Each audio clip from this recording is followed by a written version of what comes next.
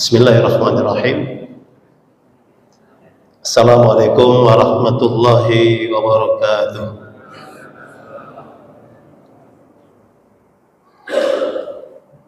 Alhamdulillah alladzi ja'ala at-tauhid qaidal Islam wa aslahu wa rasahu uli aman. Asyhadu an la ilaha illallah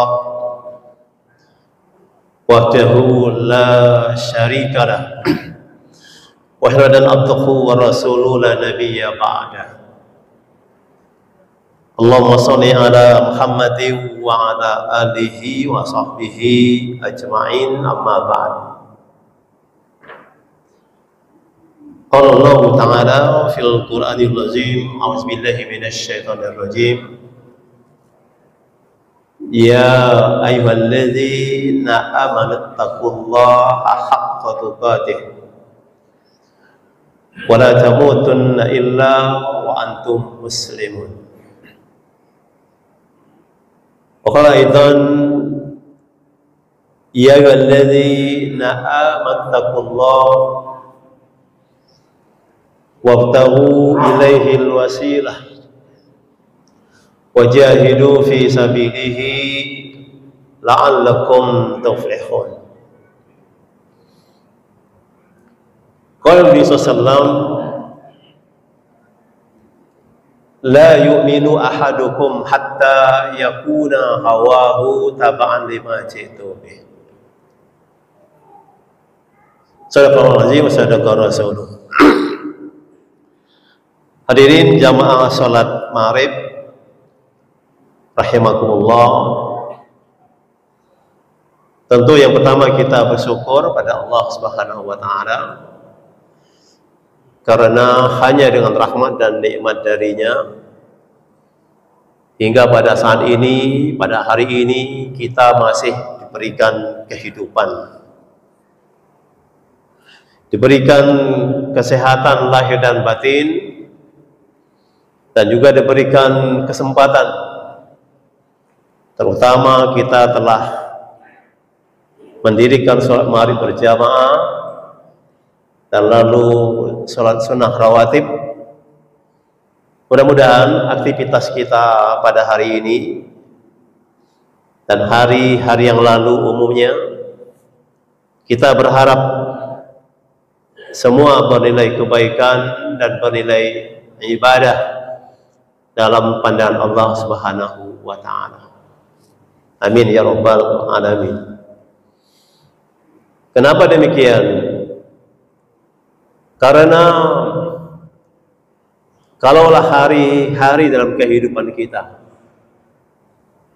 aktivitas kita, amal kita, ibadah rutin kita tidak dinilai ibadah di sisi Allah Subhanahu wa ta'ala, dikhawatirkan ketika kembali pada Allah tergolong orang-orang yang merugi. Oleh karena itu, mari kita jadikan kehidupan yang singkat ini, yang fana ini, sebagai kesempatan untuk kita meningkatkan kualitas iman kita, meningkatkan kualitas ibadah kita, dan juga tidak kalah penting meningkatkan interaksi muamalah kita. Karena itulah unsur-unsur penting yang harus diperjuangkan setiap mukmin dan muslim agar kelak ketika kita kembali pada Allah, Allah menilai kita sebagai hamba-hambanya yang bertakwa. Ketahuilah bahwa kemuliaan dalam pandangan Allah hanyalah bagi hamba-hambanya yang takwa. Kemudian kita juga bersyukur pada Allah, hari ini bangsa Indonesia, rakyat Indonesia di seluruh pelosok negeri ini, hari ini mensyukuri sebuah nikmat di antara banyaknya nikmat, yakni nikmat kemerdekaan Republik Indonesia yang ke Kalau bicara usia manusia, umur 80 tahun itu sudah termasuk kategori lansia. Tapi kalau usia sebuah negara 80 tahun itu dipandang masih sebuah negara yang muda, negara yang terus-menerus berproses untuk mencari jati dirinya sebagai sebuah negara. Berbahagia kita dapat mengikuti acara-acara tersebut langsung atau tidak langsung. Sebuah kebahagiaan. Tapi juga di satu sisi kita juga ada sebuah keprihatinan moral melihat kondisi, suka atau tidak suka kita katakan, kondisi hari ini bangsa Indonesia tidak baik-baik saja, atau tidak mengalami perubahan signifikan ke arah kebaikan. Kalau kita baca di berbagai platform media massa, banyak sekali rakyat warga negara Indonesia ini masih kecewa dengan keadaan kepemimpinan Republik hari ini. Tapi itulah terjadi, sebuah proses politik yang kita terima. Yang jadi masalah adalah kita bangsa Indonesia yang mayoritas beragama Islam menjadi tanggung jawab besar. Apakah negeri ini akan tetap sebagai NKRI atau bisa saja menjadi sebuah negeri yang dia bersatu sebagai NKRI tapi di dalamnya terjadi perpecahan, pertikaian, dan dikhawatirkan akan mengarah pada disintegrasi. Bangsa ini merdeka harus diakui adalah keringat para syuhada yang sebagian besar adalah umat Islam. Apakah pahlawan revolusi, apakah pahlawan kemerdekaan, apakah pahlawan nasional yang mereka telah berjuang untuk Indonesia merdeka dan berkembang. Sangat jelas bahwa kemerdekaan Republik Indonesia adalah atas rahmat Allah Subhanahu wa Ta'ala. Dalam perjalanan yang panjang, dijajah oleh imperialisme Belanda, sejarah mengatakan sampai 3,5 abad.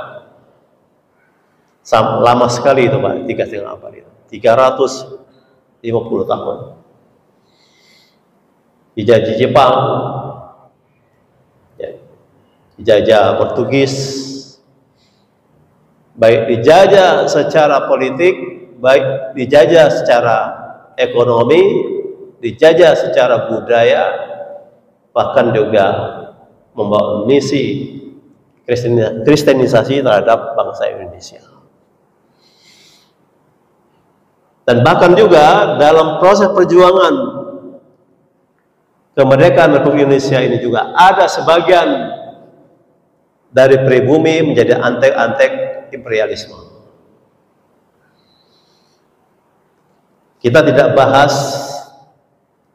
secara historis lebih panjang tentang proses kemerdekaan Republik Indonesia, tapi kita akan bicara tentang tema kita pada kesempatan ini adalah target kehidupan seorang mukmin.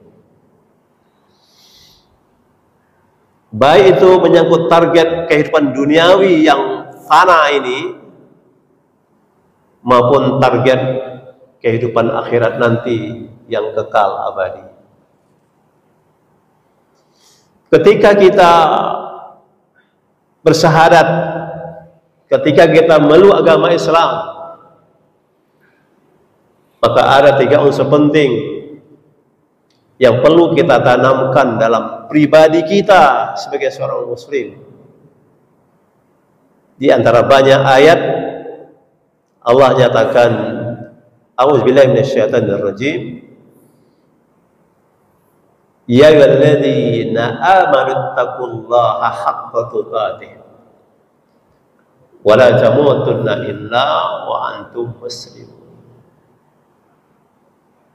Sebuah peringatan khas kepada orang-orang yang sudah berikrar menjadi muslim, menjadi mukmin. Wahai orang yang beriman, takwalah kamu kepada Allah dengan ketakwaan yang sebenar-benar takwa kepadanya, dan janganlah kamu mati kecuali kamu mati dalam keadaan beragama Islam. Ini target umum kehidupan seorang mukmin. Kenapa? Karena setiap mukmin bercita-cita meninggalkan dunia ini dalam keadaan husnul khotimah. Jadi secara umum husnul khotimah itu meninggalkan dunia ini dalam keadaan muslim. Muslim bagaimana? Muslim yang memiliki akidah tauhid yang kuat. Muslim yang berketaatan, berkelanjutan. Dan muslim yang memiliki pribadi di atas nilai-nilai syariat agama Islam. Meninggal dalam keadaan istiqomah seperti itu, insya Allah dia meninggal dalam keadaan husnul khatimah. Baik, kemudian kita bersolawat kepada Nabi kita, Allahumma sholli ala Muhammad. Mudah-mudahan solawat kita, salam kita benar-benar menjadi sebuah upaya untuk kita memperoleh syafaat bersama ketika kita kembali kepada Allah Subhanahu wa Ta'ala. Bapak sekalian, manusia ini ada 3 golongan dalam perspektif Al-Quran. 3 golongan besar. Yang pertama adalah orang-orang mukmin. Yang kedua orang-orang kafir. Dan yang ketiga adalah orang-orang munafik. Kalau orang-orang mukmin jelas sikap mereka terhadap agama ini, terhadap syariat agama ini tidak ada lain kecuali dia mentaatinya. Dalam surat An-Nur ayat 51 disebutkan, a'udzubillahi minasyaitonir rajim, innama kana qaulal mu'minina idza du'a ila rasulih liyahkuma bainahum ay yaqulu sami'na wa ata'na wa ulaika humul muflihun. Sebenarnya kata Allah, sesungguhnya sikap orang-orang mukmin itu ketika mereka diajak, diseru, diatur, didakwahkan Islam kepada mereka untuk ditetapkan hukum aturan di antara mereka, sikap apa mereka lakukan? Sami'na wa ata'na. Kami dengar, kami taat. Jadi sikap mental orang beriman, sikap mental seorang muslim itu ketika dia diajak oleh agama ini, sikap mereka adalah apa yang mereka dengarkan dan itulah yang mereka taati. Dan inilah jalan untuk kita menjadi orang-orang yang sukses ketika kita kembali pada Allah. Hari ini kaum muslimin mengalami krisis kepribadian secara mentalitas terhadap nilai-nilai agama. Dia masih mukmin, dia masih muslim. Tapi terhadap nilai-nilai agama tidak ada ketundukan. Nah, orang-orang semacam ini dikhawatirkan dia dipandang sebagai orang yang berkhianat kepada Allah, berkhianat kepada Rasulullah. Kenapa? Karena pernyataan imannya tidak lurus dengan semangat untuk dia berislam secara benar. Kita lihat dalam Al-Quran misalnya, dalam surat Al-Anfal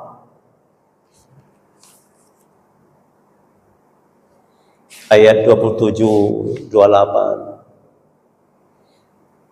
di situ Allah nyatakan, ya ayyuhalladzina amanu la takhunullaha war rasul wa takhunu amanatikum wa antum ta'lamun wa'lamu annama amwalukum wa auladukum fitnah wa anna Allah indahu ajrun azim. Selalu Allah mengawali panggilan kepada orang yang sudah menyatakan diri beriman. Agar apa? Sebagai pembeda mana orang beriman, mana orang kafir, mana orang munafik. Allah panggil, diingatkan, wahai orang yang beriman, janganlah kamu mengkhianati Allah. Jangan kamu mengkhianati Rasul. Dia beriman tapi diingatkan imannya itu jangan sampai menjadi pengkhianat terhadap nilai-nilai yang datang dari Allah dan Rasulnya. Jadi Allah mengatakan, wahai orang beriman, jangan kamu mengkhianati Allah, jangan kamu mengkhianati Rasul, jangan pula kamu mengkhianati apa-apa yang telah diamanahkan kepada kamu. Padahal kamu tahu. Ketahuilah, kata Allah, bahwa harta-hartamu, anak-anakmu, duniamu itu adalah ujian keimanan.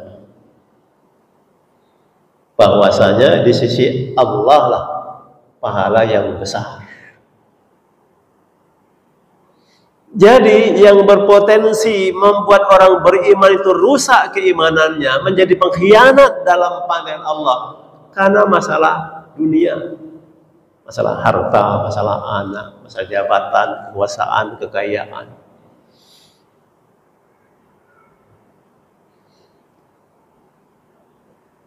Padahal Allah mengatakan bahwa anakmu, hartamu itu ujian keimananmu. Bahwasanya di sisi Allah lah pahala yang besar. Jadi mestinya harta dunia beserta isinya ini adalah sarana, adalah wasilah untuk kita mendapatkan nilai tidak hanya duniawi yang fana, tapi bagaimana nanti di sisi Allah Subhanahu wa taala. Karena kita ini pasti kembali kepada Allah Subhanahu wa taala. Dunia ini adalah sarana. Dunia ini adalah alat. Dunia ini adalah jembatan untuk mengantarkan kita pada kehidupan kekal akhirat nanti. Tapi betapa banyak seseorang menjadi rusak keimanannya karena dunia ini. Kenapa? Karena dia mencari dunia bukan untuk membekali akhiratnya, tapi dia mencari dunia dengan segala cara itu hanya untuk dunia. Dan untuk itu terkadang dia tidak peduli lagi nilai-nilai agama ini. Dia beragama tapi nilai agama dikesampingkan. Tidak peduli, yang penting dapat dunia.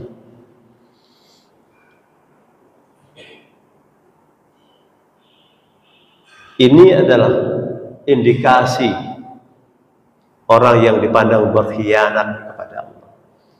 Karena Allah itu tidak hanya kita yakini sebagai Allah Rabbul Alamin, tapi juga Allah punya aturan untuk mengatur hidup manusia ini. Dan ketika aturan itu dilanggar, diingkari, maka iman itu akan mengalami kerusakan. Iblis laknatullah alaih, dia beriman pada Allah, dia mentauhidkan Allah.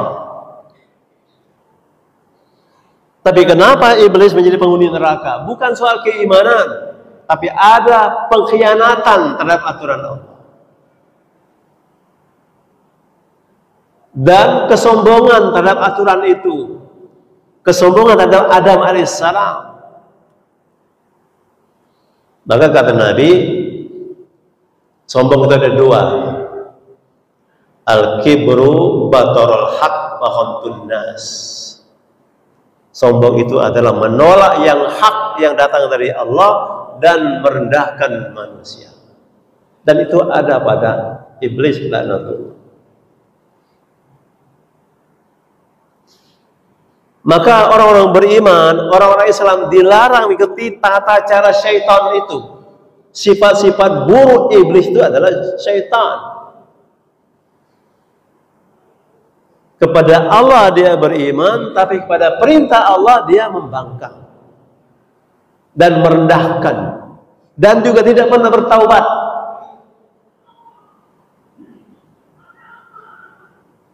Padahal antara iman dan ketaatan itu tidak bisa dipisahkan. Jadi kalau kita ingin mengevaluasi iman kita, lihatlah pada ketaatan kita.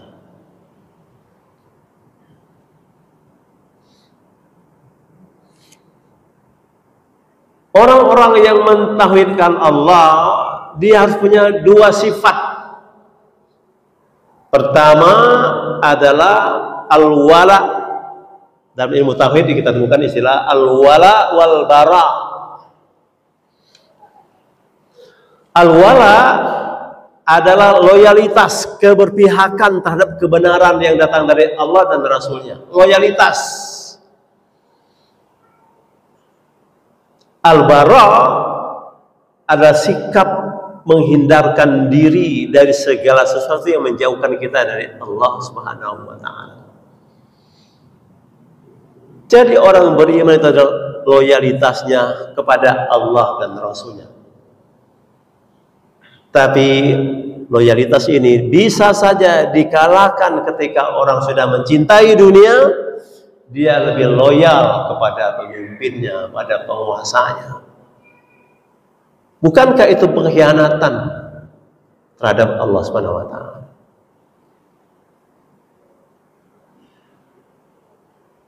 Jadi saudara sekalian, rahimakumullah, ketauhidan itu melahirkan ketergantungan kepada Allah. Allah itu pemimpin puncak orang beriman. Semua kita insya Allah sudah hafal ayatnya. Allahu waliyul ladzina amanu yukhrijuhum minaz zulumati ilan nur. Walladzina kafaru awliya'um taghut yukhrijunahum minan nuri ilaz zulumat. Ulaika ashabun nar hum fiha khalidun. Allah itu walinya orang-orang beriman, pemimpinnya orang beriman, pengaturnya orang beriman. Itu wali.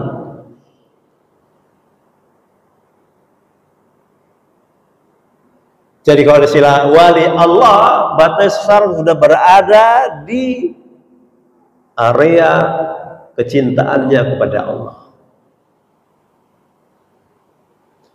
Adapun orang-orang kafir, wali mereka, pemimpin mereka adalah taghut.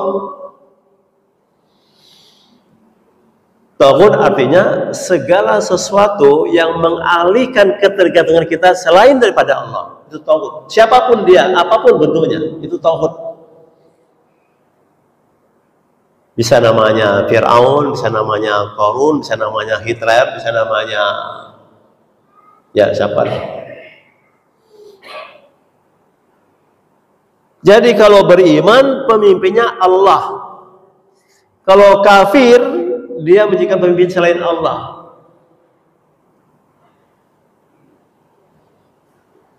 Maka Allah mengatakan Qul huwallahu ahad Allahus samad. Ketika kita mentauhidkan Allah, maka ketergantungan kita pun hanya kepada Allah As-Samad itu.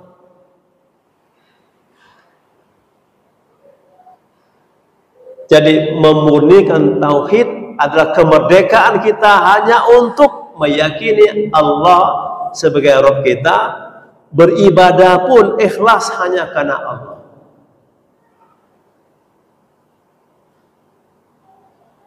Jadi target penting kehidupan duniawi kita, siapapun kita, apapun proses kita, adalah menjaga akidah, menjaga ibadah, dan menjaga akhlak kita. Maka kata Nabi dalam sebuah hadis, ada orang waktu pagi dia beriman, tapi sore menjadi kafir. Ada sore beriman, tapi pagi menjadi kafir. Kenapa? Karena dia telah menggadaikan imannya karena dia untuk mencari dunia. Padahal Rasul sudah mengingatkan tentang dunia. Apa kata Nabi? Ala inna dunya mal'una ma fiha illa zikrillah wa mawalah wa ilman wa muta'alliman. Peringatan Nabi. Bismillah. Apa kata Nabi? Ketahuilah oleh kamu bahwa dunia itu berpotensi mendatangkan laknat, mendatangkan bencana, mendatangkan bahaya.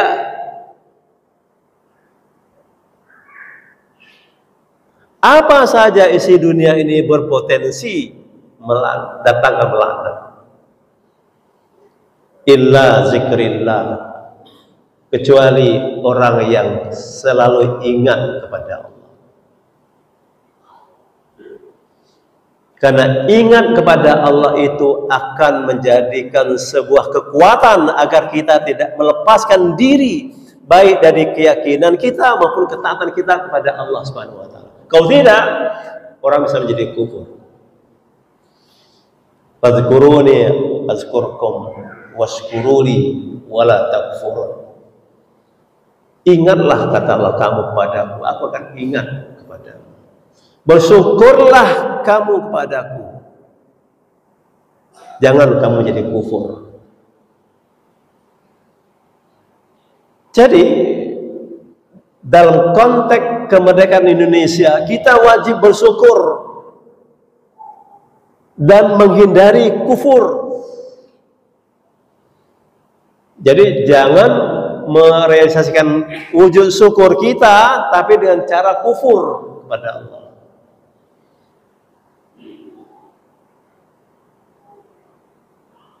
Lomba kemerdekaan itu macam-macam tentunya. Ada lari laki-laki dalam karung, ada pakai daster istrinya sendiri, ada panjat pinang sampai jalannya melorot. Itu bukan wujud syukur, tapi wujud keingkaran kepada jasa-jasa pahlawan yang telah merebut kemerdekaan ini dengan darah bahkan nyawa. Kita setelah merdeka lombanya lomba makan kerupuk, lomba main kelereng, lomba masuk paku ke dalam botol. Coba diajarkan anak-anak kita tentang sejarah, bagaimana negeri ini merdeka. Tadi saya katakan 3,5 abad dijajah Belanda, dijajah Jepang 2 tahun. Sudah merdeka dijajah oleh siapa? oleh teman sendiri, sama-sama Indonesia. Jadi betul kita ini secara konstitusional sudah merdeka, tapi secara fakta sosial sebenarnya kita belum merdeka-merdeka amat sih. Belum. Maka kata Bung Karno, kalau melawan penjajah imperialisme itu mudah, tapi melawan bangsamu sendiri itu berat. Jadi sekarang ini fenomena itu ada.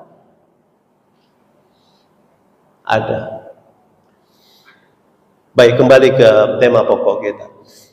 Jadi target duniawi ini banyak, termasuk kemerdekaan Republik Indonesia ada target penting orang beriman, karena orang beriman tidak boleh dikuasai oleh orang-orang kafir. Yahudi, Nasrani, selamanya nggak suka sama kamu sebelum kamu ikut cara mereka. Nggak senang. Alhamdulillah kita sudah merdeka. Tinggal kita, kaum muslimin, bertanggung jawab besar untuk mengisi nilai kemerdekaan ini dengan nilai-nilai Islam. Pancasila adalah buah karya para tokoh-tokoh besar ketuhanan yang Maha Esa. Maka negeri ini memang bukan negeri yang berdasarkan Islam, tapi bukan juga negeri yang sekuler. Tapi sekarang keuangan yang berkuasa,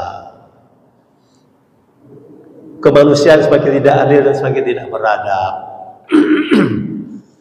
Persatuan entah berantah hanya di atas kertas, bersatu, tapi sebenarnya terjadi perpecahan. Ya. Dan seterusnya Pancasila. Jadi target duniawi kita sudah selesai. Yang berkeluarga, sudah punya anak, sudah nikah, sudah punya cucu. Target penting duniawi. Rumah sudah sakinah, mawaddah warahmah, itu target duniawi. Tapi target yang penting, target akhirat. Minimal ada 3, Pak. Kalau target dunia ini banyak sekali. Cita-cita duniawi itu banyak sekali. Tapi target kita, cita-cita akhirat kita hanya 3 saja, Pak. Pertama, sudah mendekati Isya. Pertama, bagaimana nanti ketika kita kembali pada Allah, Allah ridho pada kita. Siapapun kita, apapun jabatan sosial kita di dunia ini, jadi Firaun sekalipun, kalau Allah tidak ridho, nggak bisa masuk surga. Ini Pak, targetnya ridho Allah. Yang kedua, target kita beragama ini, berjuang, berjihad di dunia ini. Kita ingin mendapatkan pengakuan bahwa kita ini benar-benar hamba Allah. Jadi beriman kita, beribadah kita, berjuang kita dalam kebenaran. Kita ingin nanti ketika kembali pada Allah, Allah benar-benar ridho mengakui kita sebagai hamba. Karena maaf, ada juga sebagian manusia mengaku beriman pada Allah, beriman pada hari akhir, tapi Allah tidak mengakuinya.